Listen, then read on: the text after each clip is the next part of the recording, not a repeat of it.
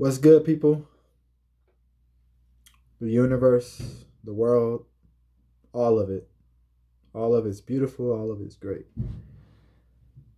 Back at you here again today to start another series. Well, not to start a series, but keep the series going. Reasons why I fast. So, throughout my life, living in this society I live in this world, in this arena, I call it.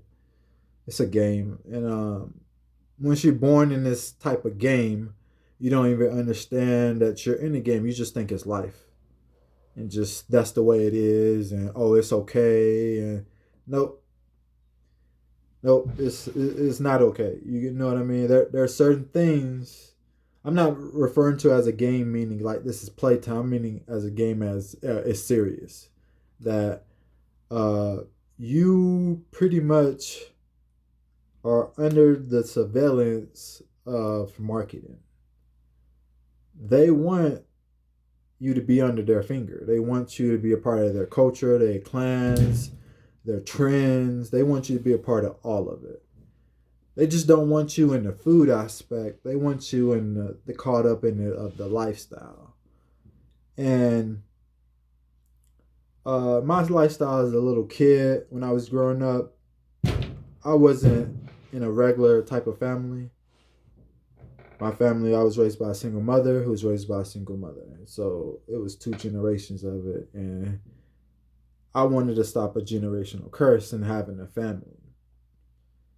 And I know the things I did as a kid and the things my mom and grandma allowed me to do and other family members allowed me to do. I'm not going to really 100% allow my kids to do. I'm gonna allow them to understand that this world got a lot of things in it, but we ain't gonna be just indulging in everything. You know what I mean? We ain't just gonna be every week. We're gonna have this as an option. We're not just gonna be just because it's on TV and everybody else is doing it. We're gonna do it. No, because I was that kid. You know what I mean? I was the worst one out of them. Like I was just talking to a friend of mine's about fasting, and I'm proud of him. He was talking about. He said something big that I've been preaching. He said I feel better fasting than when I'm eating, and I was like, "Yo, man, like, preach, please, tell me." Like, you know what I mean? Like he enjoys it. Like I told him I enjoy. I made it a lifestyle. You know what I mean? And that's the way I want to live. A lot of people don't understand that because it's breaking something we was this game we was born inside of. You know what I mean? This arena where you think you're just living, but they're like, nope, you're playing in the cesspool of poison. And it gets to a point, it's like, really? Like, there are certain people in the family that would tell you, like, yo, you mean you shouldn't be doing all that. Then you look at the other side of the family and they're fucking doing it like crazy. You know what I mean? Don't even understand the repercussions of it. Like, so it's food. Like, what do you mean though? It's food, but yeah, to a certain extent, you're not supposed to be abusing it like that. Yeah, we can eat it, but you ain't supposed to be having this every single day or every single week. There's stuff you ain't even supposed. A nutritionist would tell you, don't eat this stuff every single month, or take a year off, please. One of them is white sugar and white salt and white flour, the three white devils. Because nowhere in nature you can't find these things in a white pure form. You have to bleach them. Supposedly they're cleaning them, but I don't want to get into that. They're cleaning them and then they're fortifying them with the minerals that they just took from them. Don't even make no sense. You know what I mean? Empty calories, empty. They're nothing but empty. They ain't nothing. But one of the biggest things that when I was a kid, I was raised by a single mom. My mom, I was 9, 10 years old. My mom let me do, not whatever, but she was like, do what you can. You know what I mean? You got a bike, go ahead, go out, have fun. You know what I mean? I used to go play sports. I used to go park to park, bust people ass and everything. Like that was fun. But it got to the point where I didn't have allowance all the time. So whenever I got money, I stretched it. I made it last. Sometimes I flipped it. Like I turned $10 into $15 or $20 or $25, depending on what I had and what I can do with it. I was out of most of the time gambling, racing on my bike, or going to go buy a bulk of candy and selling it. But in all in to go buy more candy. And that was the bad thing, was it was $10 in a bite. That's what I'm gonna call this episode. $10 in a bite almost destroyed my life. And that's what it is. It's like I got to this point where on a routine basis I learned how to flip my money. I knew certain kids to go around, I knew a certain adults to go around to amplify what I had so I can go get one thing. Candy. Chips and candy and pop. That was the three, my three. 2 bags of candy, 1 bag of chips, and 1 bag of pop. Or 1 bag of candy, 2 bags of chips, and one pop. Whatever combination. I was spending about $5 to $10 every single time. And if I didn't get allowance, so it was like a birthday. I try to stretch my money, or a holiday, or sometimes my mom gets some extra money, she'll throw it my way, and I have to make it last. And that's what it came down to. It was like I had this mindset like this ain't gonna last, but I really want something, a lot of it, so I'm gonna go push, go get it. And that's what this society will have you do, because at a young age, like you watch all the cartoons, you watch even the good stuff for kids. There's advertisements everywhere. You can't get your kids off of it.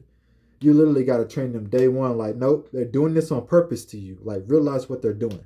Don't be consumed all up in there. Don't understand that you need to have discipline. You need to understand, what is this doing to your body. How is it gonna? Can you sense it in your body? Is it totally numbing you out? If it's numbing you out, your body is not absorbing it. It's just store. It's just really. It's not really doing anything. It's just that processed food not really doing anything. It's empty calories. You can't make shit in a laboratory. Like, I'm sorry. Like, a laboratory is not bigger than nature. You know what I mean? And one of the naturalist ways I found is to fast. And when I break my fasts, I had way more gratitude towards the food. I wasn't drawn out with all the food because I was eating 3 meals a day every single day. So that's 21 meals compared to what I'm eating now. What I'm eating most days, I'm eating 1 meal. Some days I'm not eating at all. Then the days I do eat 2 meals, those are my cheat days. So I'm eating not really whatever, but I'm eating. I'm still staying on top of my, like, I need fruit tea first. I need to get my 80/20, but then I really go and get the other stuff. But it has a lot of gratitude towards the food. I'm not just abusing it to the max. And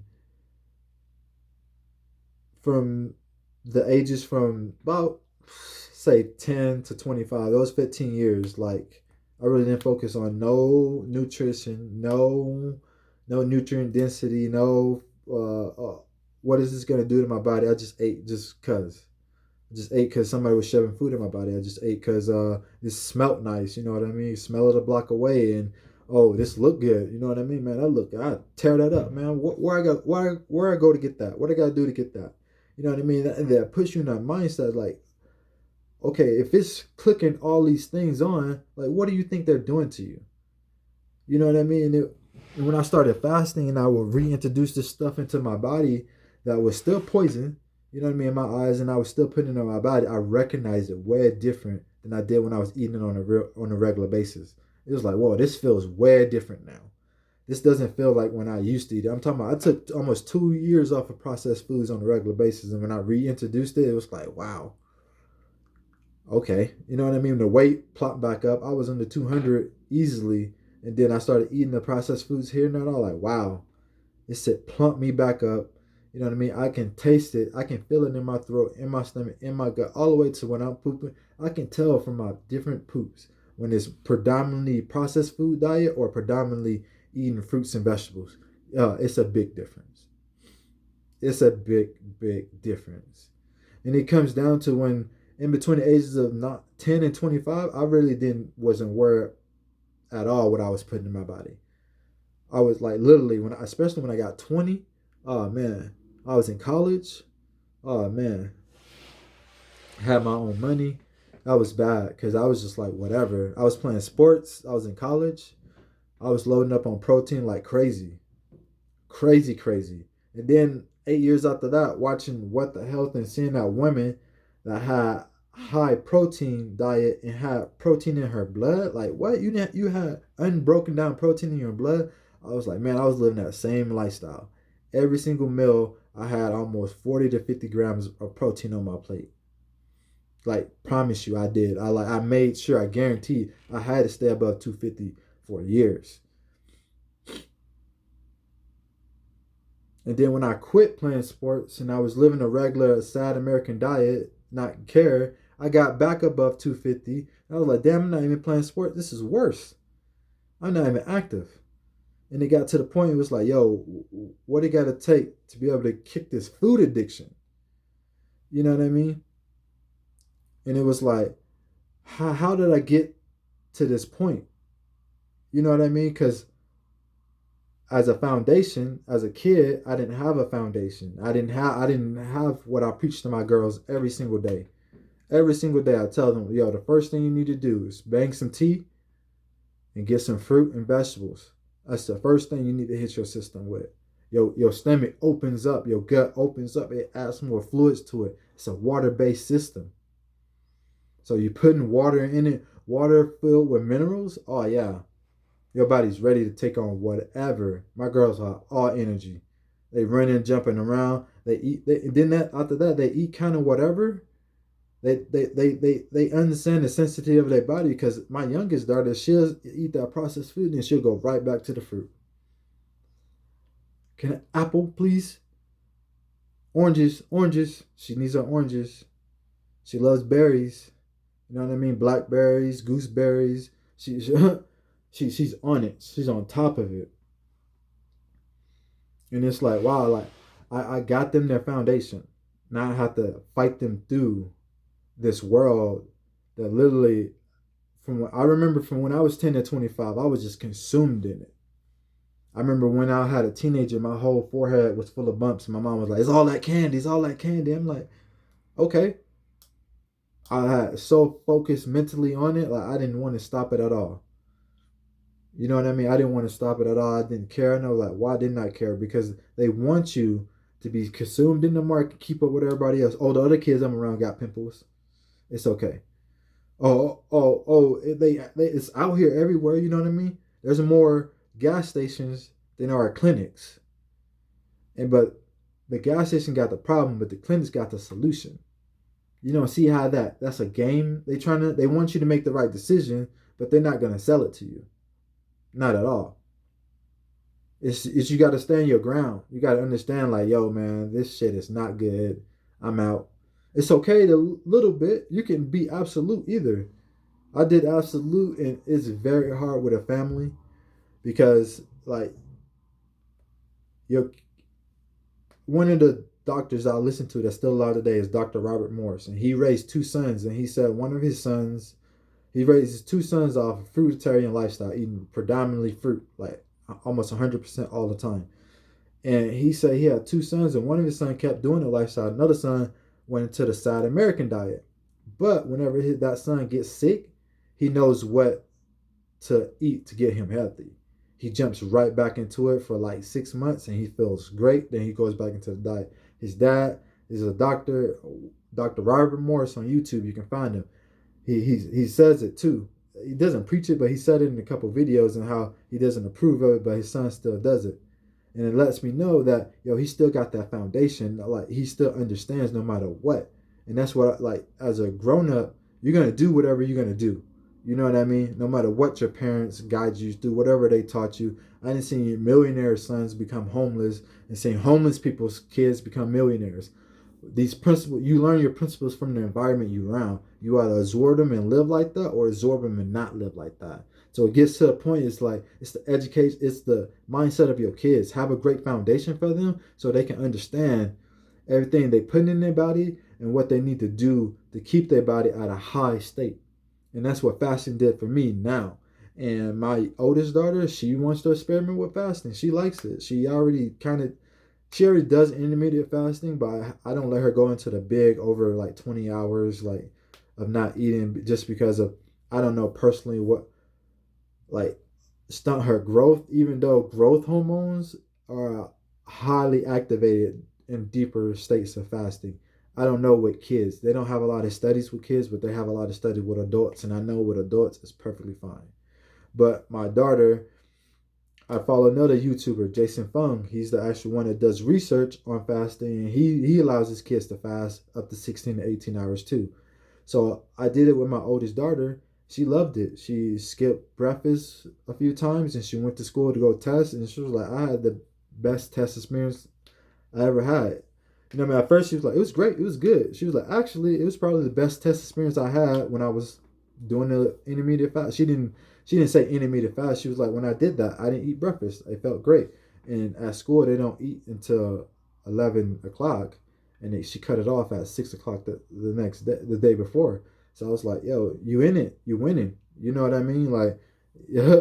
How did it feel? She was like, I'm gonna try it some more. I'm like, you can't go too far like I do when I'm not eating all day or for 2 or 3 days. Like, but she understands when she gets older, and she listens to the doctors I listen to, and she understands and she knows the basis of it. And you know, I don't want to sit here and drill it in her head. I would just want to have the tools around her in her environment so she can just pick them up. And this is what I preach. This is what I do. So that's the difference from when I was a kid with $10 on a bike going out there and fucking my body up compared to what my kids, I'm having tools around them so they can learn about what I'm doing. You know what I mean? Because it was like understanding that's one way to understand the world, but there's multiple options to understand the world. And I want to do this, and this is what I'm preaching. I want to show the world, and of course I'm going to allow my kids to do it. Yeah, my youngest, she doesn't understand. Like, she doesn't even know when I make her go 16 hours. She just thinks we're busy and we haven't ate yet. And I'm like, you're okay. And she's like, I know. You know what I mean? Because everybody around her is not stressing about it. So it comes down to the community about it, the aspect about embracing it. You know what I mean? Not being scared of it either. Like, you gotta you gotta feel like this is the one. You know what I mean? This is the thing that you gotta do. You know what I mean? Not gotta do, but this is the thing that's gonna help you. If this one you want it to be your help, because that's how I feel for me, and help me to correct my weight. You know what I mean? Get control of my body, get control of my mind, get control of my spirit. There's a whole lot of things fasting that help doing. You can fast more than just from food. You know what I mean? You can fast from electronics, from people, from like a city. You know what I mean? Some people that are toxic in the city because of all the toxic things in there. That's when you be aware of the environment you in and take yourself from it and be like, man, I haven't been there in 5 years.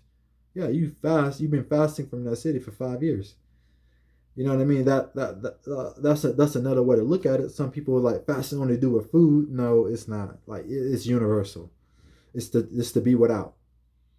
It's to be without. And so that's what I want to talk about. You know what I mean? Understanding that I evolved from. I was thankful for what my mom did to me because I had to learn that. If I never learned that, doing that from 10 to 25, I would have never understand what to do now. You know what I mean? She pushing me to go out there and just live life. You know what I mean? The universe is going to guide you, and he did. Put send me down some dark alley and some bright alleys. You know what I mean? I'm thankful for that. Always for thankful for error. I don't regret anything, and that's what fasting made me realize too. Because at a certain point, I was regretting a whole lot of stuff, and it was like, yo, I can't. That helped build this person that I love, who I am. And it was another thing. The love for myself came with fasting too, because yo, I can make it through anything. I already made it through struggling life, not even breathing, always having mucus coming down. I'm thinking it's because of this reason. It was because of a whole nother reason what I was putting in my body. It's because of the dairy. I couldn't breathe, and I was eating dairy on a regular basis, and my mucus was like a faucet, always, all day long. Now I can breathe so fluently, man. It feels so good to breathe, and people don't even understand it. And it's like, yeah, because we stuck in this game, this arena, and you don't even realize it. You look around and everybody's stuck in it. You can't even see. There's so many people around you that's in it. You can't even see the walls of this game until you start thinking universal and wanting to go get that universal information from other countries. Like, why do people in the Middle East fast? Okay, people in the Middle East fast, Africa, Asia, all right. That's a whole side of the world. And you come over here to this side, you really don't mention it much in the northern hemisphere, but in the southern hemisphere, it's there, but it's not promoted like it is in other countries. But you know what I mean. You gotta take your head out of the sand and observe and question. You know what I mean? Why? And I had my why satisfied when I came to fasting. But you'll find your way. It's all love. Make sure you like, subscribe, and share to somebody. And I'll be back again with another reasons why I fast. Peace.